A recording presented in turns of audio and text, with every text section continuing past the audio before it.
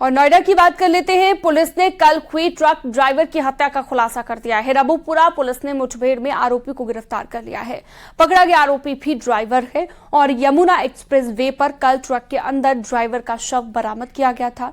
दोनों के बीच झारखंड में मामूली बात को लेकर झगड़ा हुआ था और उसके बाद ये पूरा मामला निकलकर सामने आया है। आरोपी ने मौका देखकर साथी ड्राइवर को बंधक बनाया और धारदार हथियार से हत्या कर दी। हिमांशु शुक्ला फोनलाइन पर जुड़ गए ज्यादा जानकारी के साथ। हिमांशु, अभी क्या अपडेट है इस पूरे विवाद को लेकर? देखिए, आपको बता दें कि यमुना एक्सप्रेस वे पर ट्रक के अंदर एक लाश मिली थी, लिहाजा उसके बाद पुलिस एक्टिव हो गई थी और टेक्निकल सर्विलांस की मदद से ये जानने की कोशिश कर रही थी कि आखिर मामला क्या है। फिलहाल जब ये उसकी तफ्तीश की गई तो जांच जब आगे बढ़ी तो इसमें ये खुलासा हुआ कि ड्राइवर ने अपने हेल्पर की हत्या कर दी थी, लिहाजा और हत्या करके वो मौके से फरार हो गया था। जांच में ये पता चला कि जो ड्राइवर है उसकी झारखंड में अपने हेल्पर से बहस हुई थी, खाना बनाने को लेकर दोनों में काफी नोकझोंक हुई थी और उसके बाद जब ड्राइवर यमुना एक्सप्रेस वे की तरफ बढ़ा और अपनी डेस्टिनेशन की तरफ बढ़ रहा था, लिहाजा जब यमुना एक्सप्रेस वे पर सुनसान एरिया पाया तो उसने अपने ही हेल्पर को बंधक बनाया। बंधक बनाने के बाद धारदार हथियार से हत्या कर दी थी और उसके बाद मौके से वो फरार हो गया था। लेकिन पुलिस ने टेक्निकल सर्विलांस और मैनुअल सर्विलांस की मदद से ड्राइवर तक पहुंची और उसके बाद जब उसको पकड़ने की कोशिश की तो उसने पुलिस पर फायर किया और जिसमें मुठभेड़ में वो घायल हुआ। फिलहाल उसको गिरफ्तार कर लिया गया और उस पूरे मामले का खुलासा नोएडा पुलिस ने कर दिया है। जी ठीक है, बहुत शुक्रिया तमाम जानकारी के लिए हिमांशु। आगे बढ़ते हैं। मुरादाबाद के एसपी सांसद एसटी हसन का लव जिहाद को लेकर बड़ा बयान सामने आया है। एसटी हसन का कहना है कि लव जिहाद वालों को फंसाकर जेल भेजा जा रहा है और लड़के और लड़कियां अपनी मर्जी से शादी करते हैं, लेकिन लड़की दबाव में कहती है कि हमें नहीं पता कि लड़का हिंदू है या फिर मुसलमान है।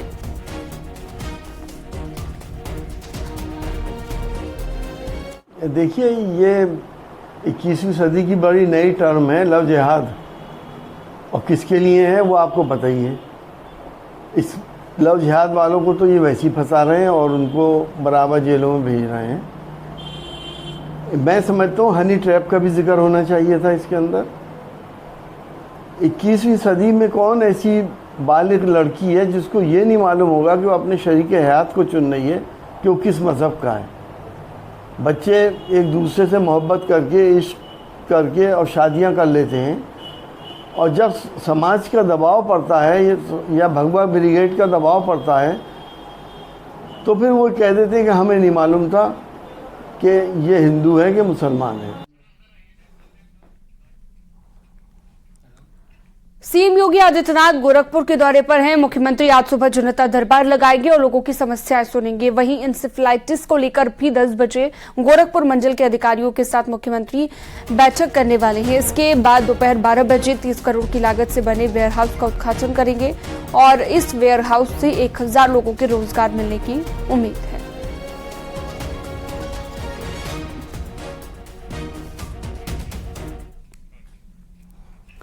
और इससे पहले शनिवार को सीएम योगी ने गोरखपुर में 1200 करोड़ की लागत से बनने वाले कियान डिस्टिलरीज के एथेनॉल प्लांट का शिलान्यास यहां पर किया और इससे 2000 युवाओं को रोजगार मिलने जा रहा है। सीएम योगी ने कहा कि एथेनॉल प्लांट बनने से किसानों को लाभ होगा और किसानों की आमदनी बढ़ेगी। सीएम योगी ने इसी दौरान एसपी और बीएसपी को भी निशाने पर लिया और कहा कि पहले यूपी के युवाओं के सामने पहचान का संकट था, लेकिन अब हालात बदल गए हैं और अब यूपी में बेहतर कानून व्यवस्था है और लगातार निवेश भी बढ़ रहा है।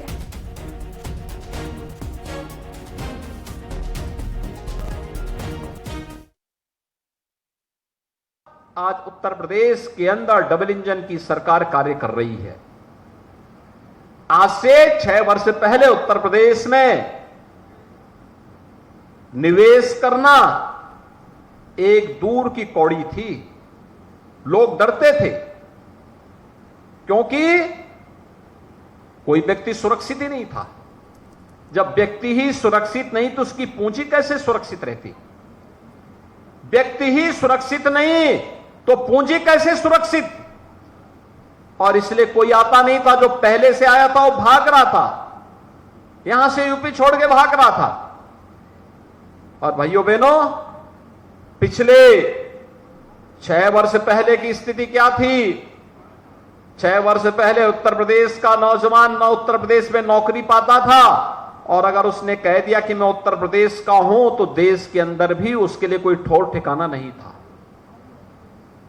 लोग अपने अगल बगल बैठने नहीं देते थे, मकान नहीं लेने देते थे, किराया का भवन नहीं लेने देते थे, छात्रों को हॉस्टल में जाने में दिक्कत होती थी, अपनी पहचान छुपाने के लिए मजबूर होना पड़ता था। यही समाजवादी पार्टी और बहुजन समाजवादी पार्टी की इन सरकारों की संस्कार थे, जिन्होंने उत्तर प्रदेश के नौजवानों के सामने, उत्तर प्रदेश के नागरिकों के सामने पहचान का संकट खड़ा किया था। लेकिन आज पहचान का संकट नहीं है। आज तो भाइयों बहनों, पिछले 6 वर्ष के अंदर जो परिश्रम किया गया, डबल इंजन सरकार ने प्रदेश के विकास के लिए जो योगदान दिया, आज उत्तर प्रदेश के नौजवानों के सामने, उत्तर प्रदेश के युवाओं के सामने, उत्तर प्रदेश के नागरिकों के सामने पहचान का संकट नहीं है। उत्तर प्रदेश की कानून व्यवस्था देश के अंदर एक नजीर बनी हुई है। देश और दुनिया का हर निवेशक आज के दिन पर उत्तर प्रदेश आना चाहता है, और उत्तर प्रदेश आकर के वह अधिक से अधिक मात्रा में निवेश करना चाहता है। मथुरा में बुलडोजर गरज रहा है। मथुरा के थाना गोविंद नगर इलाके में रामलीला ग्राउंड के पास जिला प्रशासन और एमपीडीए के बुलडोजर ने सरकारी जमीन पर हो रहे अवैध कब्जे को ध्वस्त कर दिया, जबकि बाउंड्री वॉल लगा रखे लोगों ने प्रशासन की इस कार्रवाई को गलत बताया है। दरअसल मथुरा वृंदावन विकास प्राधिकरण के अधिकारियों को सूचना मिल रही थी कि महाविद्या रामलीला ग्राउंड के समीप एक स्कूल के सामने खाली जमीन पर बाउंड्री वॉल पर कब्जा किया जा रहा था, जहां पर जिला प्रशासन और एमपीडीए ने संयुक्त कार्रवाई कर बाउंड्री वॉल को ढहा दिया।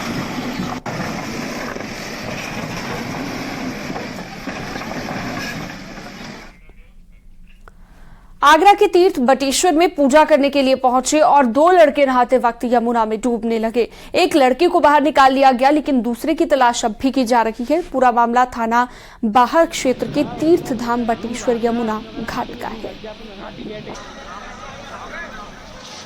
वाले ने जब डुबकी लगाई है वो इतने में निकल गए करीब 20 मीटर आगे। हाँ, वो बाकी पीछे गए पकड़ने के लिए, तो इतने में वो धार में आके और वो बह गए, और वो भी उसमें पानी में अंदर डूबने लग गए। हाँ, और पानी में डूबने के बाद में फिर यहाँ पे एक पली तरफ खड़ा था एक लड़का, उसने कही कि हाथ चला तू, हाथ चला। तो वो हाथ चला चलू के बड़ी मुश्किल से जड़ पकड़ी है बमूल की, वो जड़ भी टूट गई। फिर वो अंदर चले गए, फिर वो हाथ पीट पाट के पत्थर पकड़ लिया है, और दूसरे आदमी जो खड़ा था वहाँ लेटरिन करने गया था, उसने उसे हाथ पकड़ के निकाल लिया है। बरेली में थाना सुभाष नगर क्षेत्र के सुभाष नगर पुलिया के पास रहने वाले एक शख्स की बर्थडे पार्टी के दौरान जमकर दनादन फायरिंग की गई है और अवैध हथियारों से लेकर हार्श फायरिंग तक हुई है। केक काटने के बाद जमकर हार्श फायरिंग हुई, जिसका लाइव वीडियो भी सोशल मीडिया पर आ गया है और इसकी तस्वीर आप देख रहे हैं।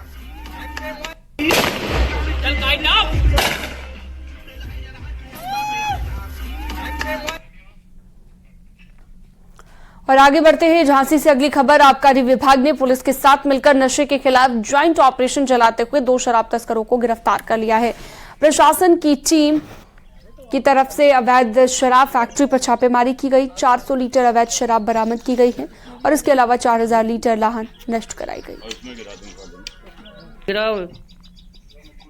बीना थाना क्षेत्र में पुलिस और एक्साइज की संयुक्त टीम के द्वारा गांव में दबिश दे करके 3 अपराधियों को पकड़ा गया है, जो शराब बनाते थे, बेचते थे। इनसे करीब 400 लीटर कच्ची शराब और 3200 किलो लहन जो मौके पर ही बर्बाद किया गया है, और जो लोग पकड़े गए इनके विरुद्ध उचित धाराओं में अभियोग पंजीकृत कर अग्रिम वैधानिक कार्रवाई की जा रही है। शाहजहांपुर पुलिस में करीब 4000 लीटर शराब नष्ट कराई है। 8 सालों में 381 मामलों में 4778 लीटर शराब नष्ट की गई है। मामला चौक थाना कोतवाली का है। शराब की बदबू से पुलिस कर्मियों को काम करने में भी दिक्कत आ रही थी। पुलिस ने कोर्ट की परमिशन के बाद आबकारी की टीम के साथ मिलकर गड्ढा खोदकर शराब को नष्ट कराया है।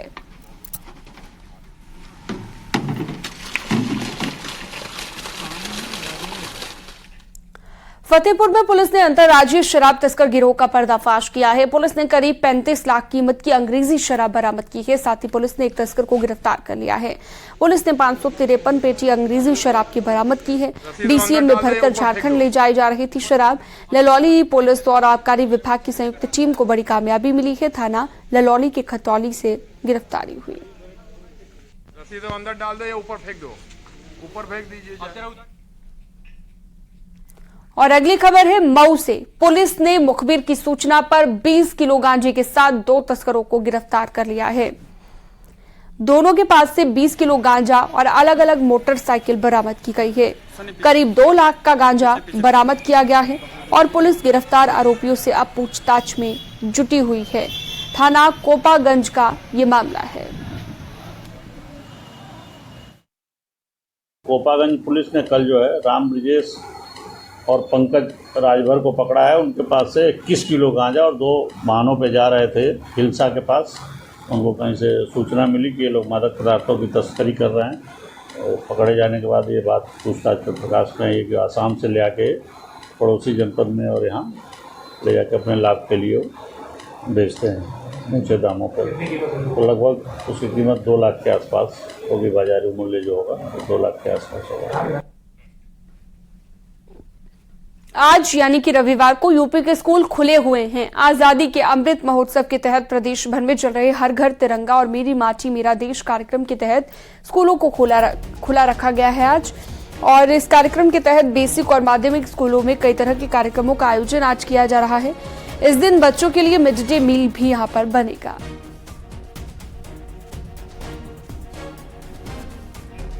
संकेत मिश्रा फोनलाइन पर जुड़ गए ज्यादा जानकारी के साथ। संकेत, आज मुझे लग रहा है कि पहली ही बार ऐसा हो रहा है कि संडे वाले दिन यानी कि रविवार के दिन स्कूल खुले हुए हैं, लेकिन देशभक्ति में सराबोर आज तमाम स्कूल नजर आएंगे उत्तर प्रदेश के। किस तरह की तैयारियां हैं स्कूलों में? बिल्कुल जाहिर सी बात है कि आजादी का अमृत महोत्सव चल रहा है और उसकी तैयारियां लगातार जारी हैं। और यही वो वजह है कि 9 से 14 अगस्त तक ये विद्यालय खुलने का निर्देश हुआ था। उसमें रविवार भी है, तो रविवार को भी स्कूल के महानिदेशक विजय किरण आनंद ने निर्देश दिए थे कि रविवार को भी स्कूल खोले जाएं, यानी कि आज भी स्कूल खुलेंगे। और यही नहीं, उसमें मिड डे मील भी बनाया जाएगा। तो जाहिर सी बात है कि आज तमाम जो देशभक्ति से जुड़े तमाम कार्यक्रम हैं वो आज होंगे। शहीदों को याद किया जाएगा, देश की स्वतंत्रता कैसे मिली ये उन बच्चों को बताया जाएगा। तो जाहिर सी बात है कि आज विद्यालय, चाहे वो बेसिक शिक्षा विभाग के हों या माध्यमिक स्कूल हों, दोनों बेसिक और माध्यमिक स्कूल आज खोले जाएंगे। ठीक है, बहुत शुक्रिया तमाम जानकारी के लिए संकेत आपका।